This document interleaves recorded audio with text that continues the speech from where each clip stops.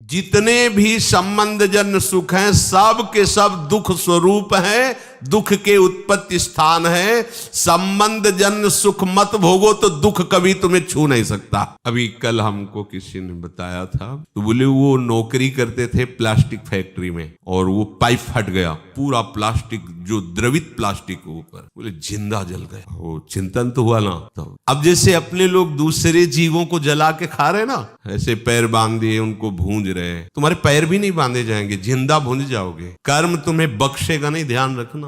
दुख यो नया, रसेंद्री के स्वाद के लिए तुमने उन असमर्थ पशुओं को, पक्षियों को अपने स्वाद का कारण मान रहे हो, उनके मांस को। ठीक है, ले लो, मान लो इस जन्म में तो तुम ऐसे हो, लेकिन पीछे जन्म में तुमने किया ना, तो क्या परिणाम आया? प्लास्टिक, और वो भी द्रवित, मतलब गर्म पिघली हुई, सीधे पूरी है। वो कितना कष्ट हो, थोड़ी देर तदात्म होके देखो कितना एक दिन वो फूल लगा रहे थे ना, ब्लूगन जिसे आप चिपकाते हो, जरा छू गई तो एकदम ऐसे कह रही ये क्या है, तो बोले तो गरम प्लास्टिक ही तो है, उसमें हल्की सी गरम एकदम, जिसमें आप फूल चिपकाते हैं, वो जरा पूरी द्रवित प्लास्टिक ऐसे गिर गई। अब बोलो क्या हुआ, मर तो गए हो, लेकिन कितना कष्ट उनको हुआ। ये कर्म आया। देखो तुम भूंजे ना उसके पैर बांध के या ऐसे बांध के और खाए, अब देखो तुम्हें पैर भी नहीं बांधने पड़े। वो कर्म ने कैसे एकदम पूरा पाइप फटा, ऊपर पूरा गिरा, ले हो गया। सावधान दुख यो नया। अभी समझ में नहीं आ रहा तो मन मौज ले लो, मस्ती कर लो। ये मस्ती तुम्हारे लिए इतनी महंगी पड़ेगी, कोई साथ, अब बोलो कौन है वहां? परिवार, कोई भी, कोई धन संपत्ति, कोई भी साथ दे, पूरे शरीर में प्लास्टिक, गरम प्लास्टिक से पैक। कितना भयानक, कितना भयानक कष्ट। ये एक कष्ट, ऐसे अनंत कष्टों को भोगना पड़ता है जीवों। अब फिर नया जन्म होगा, उसको भूल जाएगा कि ऐसा पीछे कष्ट मिला था। जैसे अपने लोग माँ के गर्भ से निकले तो कितना भयानक कष्ट, लेकिन याद है क्या? सब लोग वहीं से निकले, कोई नहीं याद। भगवान याद दिला रहे, दुख यो नया। किसी भी प्रकृति जन्य अगर मुक्त होना है दुखों से, प्रकृति जन्य संयोग जन्य सुखों को मत भोगो, मत स्वीकार करो, तो तुम्हें कभी दुख भोगना नहीं पड़ेगा, पक्का। जब आप किसी वस्तु के भोगने की भावना करते हैं तो उसका अभाव प्रतीत होता है। अगर ये भोग मिल जाए तो मुझे, उसकी शुरुआत ही दुख से हो रही है, जलन से हो रही है, और उसके संयोग प्राप्ति में तुम्हारी जलन होने के कारण सुखानुभूति हो रही है, उसमें सुख नहीं है। तुमने कामना किया है, तुम उसके लिए व्याकुल हुए हो, संकल्प बनाया, इसलिए तुम्हें सुखानुभूति हो रही है, नहीं उसमें सुख। ध्यान रखना, वो भास ऐसा ही रहा है जैसे स्वप्न में लग रहा है बहुत अच्छा अच्छा खा रहे, पर पेट भरा क्या? कुछ नहीं। स्वप्न में भी तो सारी क्रियाएं होती, क्या होता है? कुछ होता है क्या? जागृत में ठीक वैसे ही भ्रम है। अगर तुम्हें उस सुखद वस्तु का भावना बने कि सुखद है, तो आपको कभी भी दुख नहीं मिल सकता। पर हम पहले किसी भी वस्तु, आज पूरा प्राणी समुदाय चेष्टा केवल सुख के लिए कर रहा है, केवल सुख के लिए, परिणाम सबको दुख मिल रहा है। जो प्रभु की तरफ चले वो धीरे धीरे दुख से निवृत्त होते हुए परम सुख की तरफ जा रहे हैं। भले आज शरीर दंड भोग रहा है पीछे के कर्म का, लेकिन आगे प्रकाश है, क्योंकि भगवत मार्ग में चल रहा है। वस्तु के अभाव का दुख जितनी जोर का होगा, मिलन में तुम्हें उतना ही सुखानुभूति होगी। ये ब्रह्म ऋषियों का मनन है। वस्तु के भोग का जितना गाढ़ चिंतन होगा, उतने ही तुम्हें उस भोग में सुख लगेगा, है नहीं?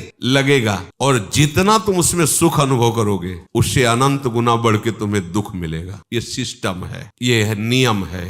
इसीलिए देख लो, सब दुखी है, सब शांत है। भोगी व्यक्ति कभी सुखी नहीं हो सकता, दुखों से बच नहीं सकता, क्योंकि जितने भी भोग है सब दुख योनया। भगवान कह रहे हैं, भगवान के दुखालयम, या दुखालयम में तुम सुख भोगना चाहते हो, भगवान कह रहे हैं दुख योनया, हट जाओ, शरीर राग से हट जाओ, केवल जीवन निर्वाह मात्र, धर्म रक्षा के लिए, कर्तव्य पालन के लिए उचित शास्त्रीय विधान के अनुसार भोगों को स्वीकार करो, इसी जन्म में आनंदित हो जाओगे। अगर आप केवल भोगों में ही सुख मान करके रत हो, तो परिणाम ताप संस्कार दुखैर गुण वृत्ति विरोधाच दुखमेव सर्वम विवेकिनः।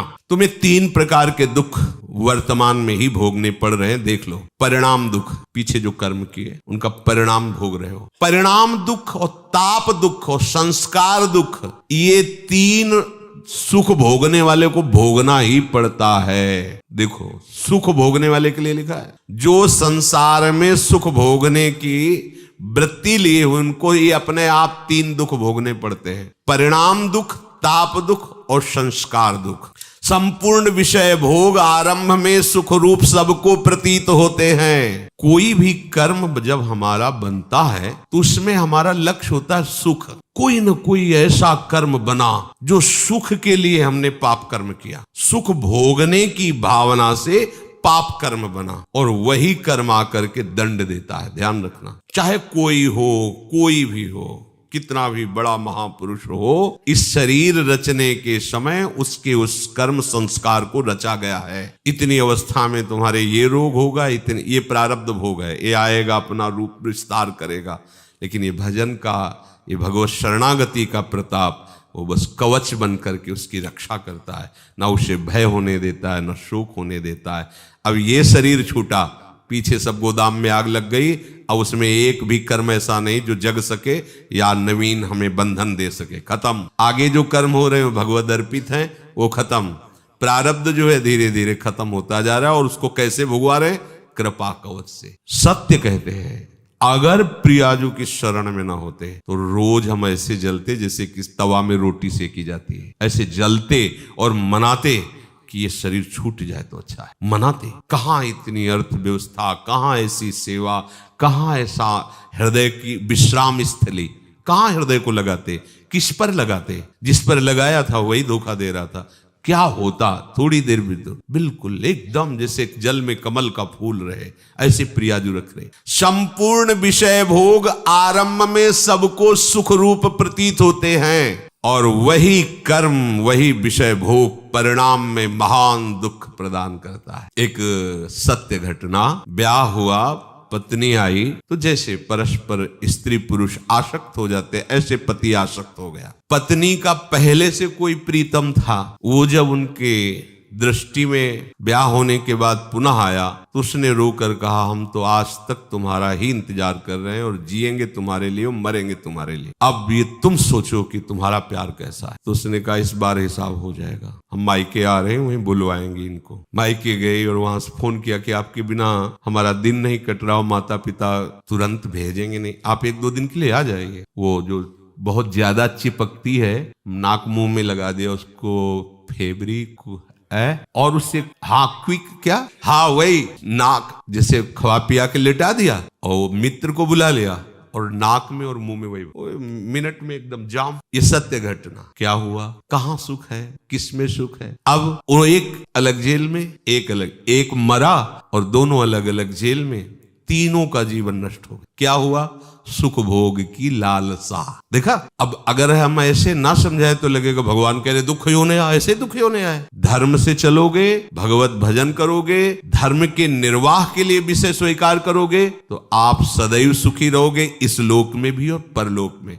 धर्म विरुद्ध आचरण करोगे, सुख भोग के लिए भगवान की आज्ञा को उल्लंघन करोगे, तो न यहां सुख पाओगे न वहां सुख पाओगे। लिख लो ये बात, आज भले मुस्कुरा लो, कल मुस्कुराहट में जहर होगा। मान लो बात, ये भगवान की बात है। दुख यो नया, जगह जगह ये सुख की लालसा ऐसा नष्ट कर देती है। मेजर पदवी पर आर्मी में थे, भ्रमण करने से सब, बहुत सुंदर उनका बंगला था, बहुत सुंदर व्यवस्था उनकी थी कानपुर में। सामने मिठाई की दुकान थी, पंजाबी शरीर था उसका, सामने मिठाई की दुकान। अब वो आर्मी के तो 4-4, 5-5 महीने बॉर्डर में ही लगे हुए हैं, तो उसका उससे मित्रता हो गई मिठाई वाले का। गेटमैन रहता उसके, पर जब मालकिन का आदेश है तो गेटमैन क्या रुकेगा। अच्छा, वो जब आते थे तो सूचना दे के आते थे कि 1 महीने की छुट्टी या 2 महीने की छुट्टी, तो सावधानी हो जाती थी। उन्होंने सूचना दी नहीं, अचानक आ गए, उधर से निकलना हुआ होगा, सोचा होगा आज रात यहाँ रुक जाते हैं, फिर चले जाते हैं। तो गेटमैन ने कहा, साहब अंदर नहीं जा सकते, दिमाग खराब, मेरा घर मेरा परिवार, तू कह रहा। बोले मालकिन का आदेश, एक थप्पड़ जमा, मालकिन का आदेश। अब गेटमैन की कितनी ताकत, जैसा सिखाया गया था वैसा, और उसको तो पता नहीं था। वो अंदर जाके तो उसने कहा, ऐसा तो हम सोच भी नहीं सकते थे कि दोनों थे, दोनों ने मिलकर उसका वो ही मार दिया, आर्मी के मेजर, और गाड़ दिया वहीं। बड़ा ऐसा मकान, वैसे वो पहुंचा नहीं, वहां सरकारी जांच हुई, कहां से कैसे क्या, पता चला 1 दिन के लिए घर गया, वहां से फोर्स आया, गेटमैन से पूछा तो उनकी पिटाई एक अलग कोटि की होती है। वो 1 मिनट में बताया, हाँ साहब आए थे, अंदर जाते देखा, बाहर निकलते नहीं देखा। अंदर से जब पिटाई शुरू हुई अंदर वालों की, उन्होंने बता दिया तुम्हें मेजर साहब गड़े हुए। क्या हुआ? भयंकर, तीनों को कष्ट। एक को पत्नी के राग में मृत्यु दंड मिला, मार दिया ना दोनों ने मिलकर, और दोनों को ऐसे सरकारी आदमी के मारने के लिए उनको दोनों को सजा मिली। क्या सुख? दुख यो नया।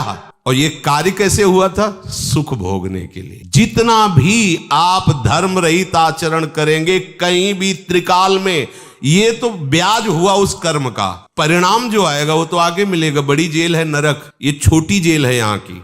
यहाँ जो डंडा चलते हैं, फांसी मिलती या और जो भी कष्ट, ये ऐसा मान लो कि ब्याज मिलता है, और मूल हिसाब तो आपको बड़ी नरक में मिलेगा, जो यमराज के दरबार की, यहाँ के जेलर यमराज हैं, वहां जो मिलता है। वहां ऐसा नहीं होता कि 10-5 कोड़े मार दो या 10-5 साल की जेल दे दो। एक एक कष्ट को कल्प कल्प तक भोगने के लिए दंड दे दिया जाता है। अब जीव है, वहां मरना तो है नहीं, यातना देह में पड़ा भोगता रहता है। दुख यो नया, भगवान के वचन है, इसलिए ये परिणाम दुख है। धर्म विरुद्ध आचरण, भागवतिक आदेश के विरुद्ध आचरण करोगे कभी भी कहीं भी सुखी नहीं हो सकते, चाहे जितना दान पुण्य कर लो।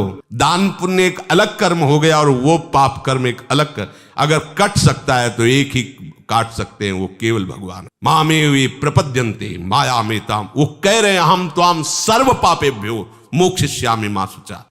दूसरे व्यक्तियों के पास अपने से अधिक भोग देखने से या इच्छानुसार भोग भोगने की इच्छा से, भीतर में जो भोगों की इच्छा है पर शरीर में सामर्थ्य नहीं, किन्हीं कारणों से, या जिससे हम अपना प्रेम संबंध स्थापित किए हैं वो हमसे प्यार न करके और से, इन सब कारणों से एक ताप हृदय में पैदा होता है, जलन, जिसको कहते हैं हम डिप्रेशन में जा रहे हैं। प्रभु को नहीं पकड़ा है तो डिप्रेशन में नहीं जाओगे और कहां जाओगे?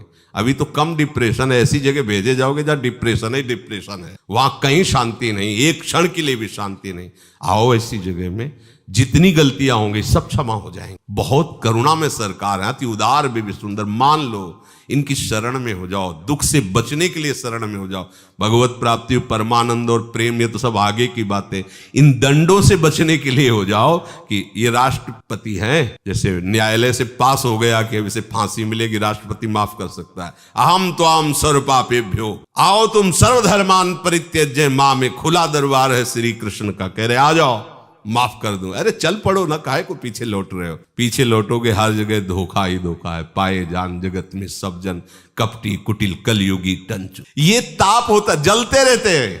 कौन कौन सा? अपने से अधिक भोग देखकर हृदय जलना, इच्छानुसार भोग ना मिलना, इच्छानुसार भोग है पर भोगने के सामर्थ्य। बड़े लीला बिहारी, जब भूख थी तब भोजन ले, जब भोजन है भूख ले। लीवर खराब, ये खराब, वो खराब।